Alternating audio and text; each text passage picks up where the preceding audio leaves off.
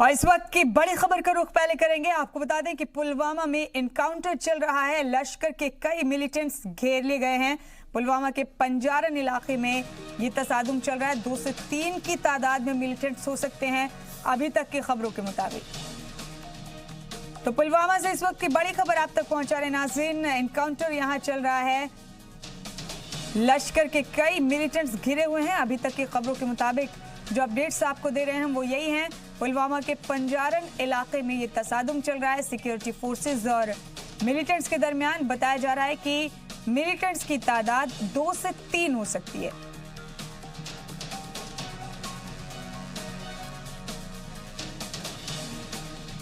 बड़ी खबर इस वक्त की पुलवामा से बता रहे हैं आप। नाइक दाऊद हमारे नुमाइंदे पुलवामा से हमारे साथ जुड़ गए इस अहम खबर पर मजीद मालूमात लेकर।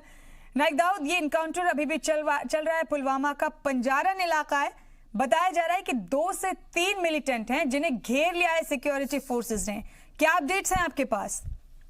जी मुमताज, मैं आपको बता दूं, आज सवेरे से ही RR44 SOG और जम्मू कश्मीर पुलिस ने पांजरन लाशीपुरा पुलवामा को एक मुसद्दिका इत्तला पे कॉर्डन में लिया था और जो ही उन्होंने अपनी तलाशी कार्रवाई को आगे बढ़ाया तो एक मखसूस जगह पे छुपे बैठे मिलिटेंट्स ने फौज पे अंधाधुंध फायरिंग की।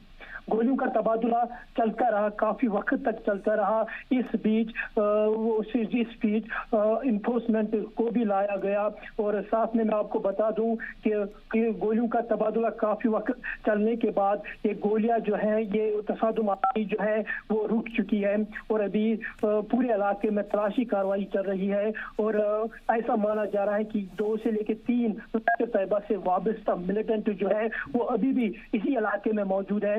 मैं आपको बता दूं, जिला पुलवामा में इस वक्त इंटरनेट खिदमत को भी मुअत्तल किया गया है और काफी सारी फौज जो है उन्होंने लाशीपुरा इलाके को अपने मुहासरे में लिया है और उन मिलिटेंट्स की तलाशी जो है बड़े पैमाने पे शुरू की गई है। जी नाइक दाऊद, क्या ये कुछ पता चला कि हमेशा की तरह अक्सर जिस तरह से मिलिटेंट्स करते हैं, किसी न किसी के घर में जाकर छुप जाते हैं, घर वालों को बंदी बना लेते हैं, क्या इस तरह की कोई खबर अभी पता चली? क्या किसी के घर में गए हैं ये मिलिटेंट्स?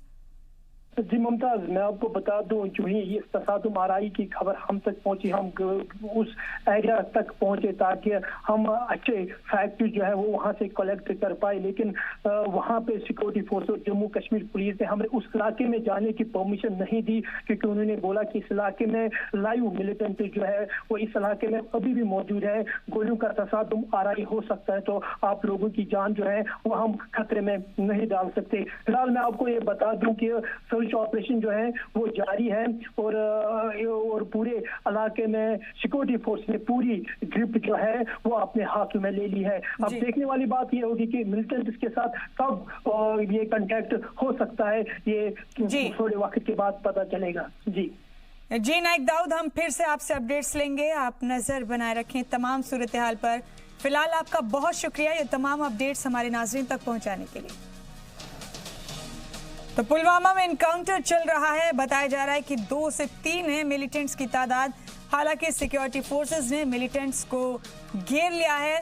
इंटरनेट सर्विसेज मुअत्तल कर दी गई हैं, लेकिन अभी तक ये तसादुम जारी है, ये एनकाउंटर जारी है। पुलवामा का पंजारन इलाका है जहां अब ये एनकाउंटर चल रहा है। अभी इस किस्म की कोई खबर नहीं है कि क्या इन मिलिटेंट्स ने अक्सर हमेशा की तरह फिर से किसी के घर में पनाह ली है, घर वालों को बंदी बनाया या नहीं।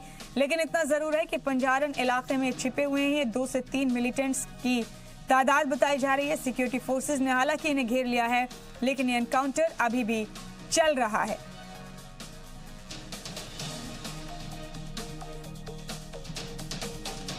तो बॉर्डर से सटे इलाकों में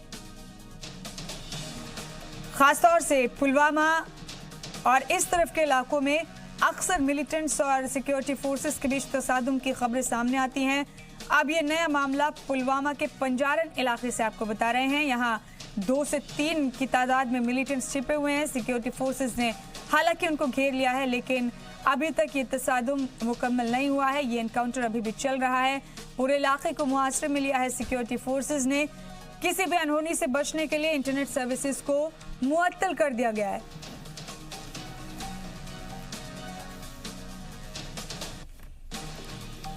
पुलवामा का ये मामला है जो आपको बता रहे हैं। पुलवामा के पंजारन इलाके में अभी भी इनकाउंटर चल रहा है। हालांकि अभी तक इस इनकाउंटर में किसी के जख्मी होने की खबर नहीं है, लेकिन बताया जा रहा है कि 2 से 3 है मिलिटेंट्स की तादाद जो इस इलाके में छुपे हुए हैं। सिक्योरिटी फोर्सेस ने पूरे इलाके को मुहासरे में ले लिया है। इंटरनेट सर्विसेज भी मुअत्तल कर दी गई हैं और पुलिस ने, सिक्योरिटी फोर्सेस ने हर तरह से घेर लिया इस पूरे इलाके को।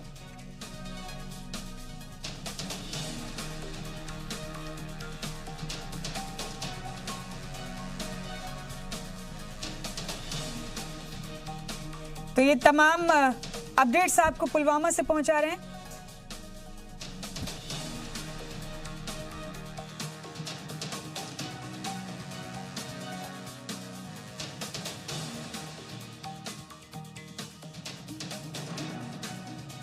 पुलवामा की ये तस्वीरें आप देख रहे हैं। आपको बता दें नाजरीन कि पंजारन इलाके में इनकाउंटर चल रहा है। शायद ही कोई ऐसा दिन है जब रियासत से सिक्योरिटी फोर्सेस और मिलिटेंट्स के दरमियान तसादुम की खबरें, इनकाउंटर की खबरें नहीं आती हैं। अब ताजा मामला पुलवामा में सामने आया है।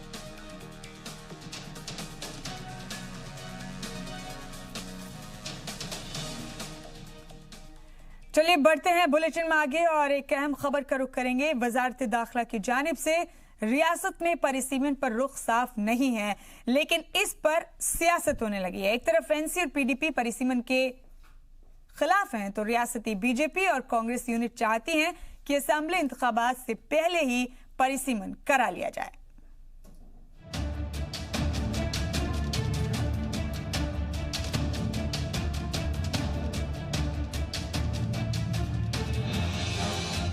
वजारत दाखिला की जानिब से जम्मू कश्मीर में परिसीमन को लेकर कोई ऑफिशियल जानकारी नहीं दी गई है, लेकिन रियासती पार्टियां इस पर हवा में तीर चला रही हैं। मरकजी हुकूमत की जानिब से जम्मू और कश्मीर के परिसीमन के फैसले का मन बनाए जाने पर रियासत में कहीं हिमायत और कहीं मुखालफत का माहौल है। हर मुद्दे की तरह इस पर भी जम्मू की पार्टियों और कश्मीर की पार्टियों में दो राय है। परिसीमन के फैसले के इम्कान पर कुछ सियासतदान जमकर मुखालफत कर रहे हैं और कुछ सियासी पार्टियों ने बेहद खुले दिल से इस फैसले का खैर मकदम किया है। Jammu Kashmir national panthers party परिसीमन के हक में है। पैंथर्स पार्टी ने अपील की है कि अब इस फैसले पर जल्द ही अमली जामा पहनाया जाना चाहिए, क्योंकि जम्मू के साथ इम्तियाजी सुलूक हो रहा है। बहुत अच्छी बात है, डिलिमिटेशन जो है वो होना चाहिए, हम इसका स्वागत करते हैं। पैंथर्स पार्टी ही है जो पिछले कई वर्षों से जद्दोजहद करती रही है कि जम्मू कश्मीर में डिलिमिटेशन होना चाहिए असेंबली कॉन्स्टिट्यूंसीज का, और जम्मू रीजन में सीटों को बढ़ाया जाना चाहिए, क्योंकि कायदा के मुताबिक, कानून के मुताबिक हमारा शेयर जो है वो ज़्यादा बनता है जम्मू रीजन का असेंबली कॉन्स्टिट्यूंसी, लेकिन हमारा इस वक्त 37 सीटें देना और कश्मीर रीजन में 46 सीट्स देना, ये भेदभाव जो जम्मू के साथ हो रहा है, इसकी सबसे बड़ी बुनियाद ही इसके ऊपर डाली गई है, जो अनइक्वल सीट्स रखी गई हैं और जम्मू को जो है बहुत कम शेयर जो है असेंबली सेगमेंट्स में दिया गया है। वहीं बीजेपी के साबिक वजीर और डोगरा स्वाभिमान संगठन के चेयरमैन चौधरी लाल सिंह भी चाहते हैं कि असेंबली इंतखाबात से पहले रियासत में परिसीमन करा लिया जाना चाहिए। इसमें कुछ हमें करेक्शन करने की जरूरत है। वो पढ़े लिखे हैं, ऐसी कोई बात नहीं है, समझदार हैं, लेकिन सवाल है कि ये प्रैक्टिकली ऑन ग्राउंड पे जो कुछ किया जा सकता है वो ये है कि जो हमारे पीओके के लोग, उनकी चिंता का विषय है। उनको पहले भी पावर मिली, 72 साल हो गए, 47 से आए हुए हैं, आज तक उनको पॉलिटिकल पावर नहीं मिली, वो किसी को ही वोट डालते हैं। उधर नेशनल कॉन्फ्रेंस के नायब सदर उमर अब्दुल्ला ने कहा है कि अगर मुल्क की दूसरी रियासतों में भी परिसीमन कराया जाना है तो इस सूरत में फैसले का खैर मकदम है, और अगर फैसला सिर्फ जम्मू कश्मीर के लिए है तो वो इसकी मुखालफत करेंगे।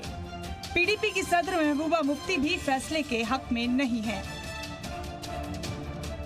जम्मू कश्मीर पीपुल्स मूवमेंट के चेयरमैन शाह फैसल ने कहा है कि जम्मू कश्मीर में असेंबली इंतखाबात से पहले असेंबली हलकों में बदलाव या उनकी तादाद घटाने बढ़ाने के मंसूबे पर अगर अमल होता है तो इसके रियासत में खतरनाक अंजाम होंगे।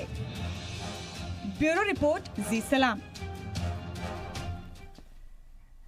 तो रियासत में परिसीमन या डिलिमिटेशन को लेकर कोई ऑफिशियल स्टेटमेंट सामने नहीं आई है, कोई बाज़ाब्ता डिक्लेरेशन नहीं हुआ है। इसके बावजूद रियासत में कशीदगी पैदा हो गई है इस फैसले के मंसूबे को ही लेकर।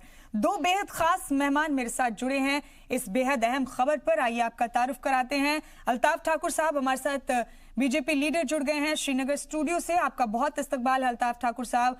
और हमारे साथ जीशान राणा साहब जुड़ गए हैं, यूथ लीडर हैं नेशनल कॉन्फ्रेंस के, आपका भी बहुत बहुत इस्तकबाल है जीशान राणा साहब। अल्ताफ ठाकुर साहब, कोई ऑफिशियल स्टेटमेंट, कोई ऑफिशियल डिक्लेरेशन नहीं है अभी तक डिलिमिटेशन को लेकर, परिसीमन को लेकर, लेकिन क्या आपकी सरकार संजीदा है रियासत में डिलिमिटेशन को लेकर?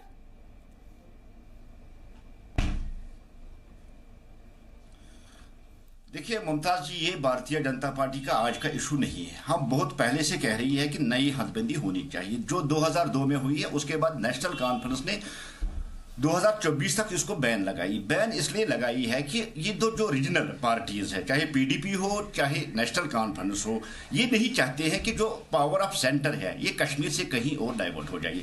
देखिए नाइंसाफी कहाँ है, जम्मू और कश्मीर की पॉपुलेशन लगभग बराबर है। कश्मीर में 46 सीटें रखी है और जम्मू में 37 सीटें। इसके पीछे जो कारण है, इसके पीछे जो मकसद है, मकसद सिर्फ ये है कि ये दो फैमिलीज, चाहे अब्दुल्ला फैमिली, शेख फैमिली हो, चाहे मुफ्ती फैमिली हो, ये नहीं चाहते हैं कि जो चेयर ऑफ पावर है वो कहीं और चली जाए। और मैं समझता हूं कश्मीरी जो है, जो आम कश्मीरी है, उसका इसके साथ नहीं लेना देना है। वो चाहता है कि अगर हम 3 रीजनों की बात करते हैं, जम्मू कश्मीर और लद्दाख की बात करते हैं, तो इक्वलिटी की बात हम करते हैं तो शेयर भी इक्वल मिलना चाहिए। चाहे कश्मीर हो, चाहे जम्मू हो, चाहे लद्दाख हो, इनको इक्वल शेयर मिलना चाहिए। और एक जो खास, एक जो यहाँ से हमेशा एक नाराजगी होती है कि जम्मू वाले कहते हैं कश्मीर को ज्यादा मिला, कश्मीर वाले कहते हैं जम्मू को ज्यादा मिला, और लद्दाख वाले कहते हैं कश्मीर को ज्यादा मिला है। अगर हम हमेशा इक्वलिटी की बात करते हैं तो जम्मू को भी वैसा ही शेयर मिलना चाहिए जैसे कश्मीर को मिल रहा है और लद्दाख को भी मिलना चाहिए। आप इम्बैलेंस को खत्म करना चाहते हैं, यही आपका पॉइंट है? जीशान राणा साहब, अगर डिलिमिटेशन करने से अगर ये पॉलिटिकल इम्बैलेंस खत्म होता है जीशान राणा साहब, तो क्यों आप लोग मुखालफत कर रहे हैं? वजह क्या है मुखालफत की?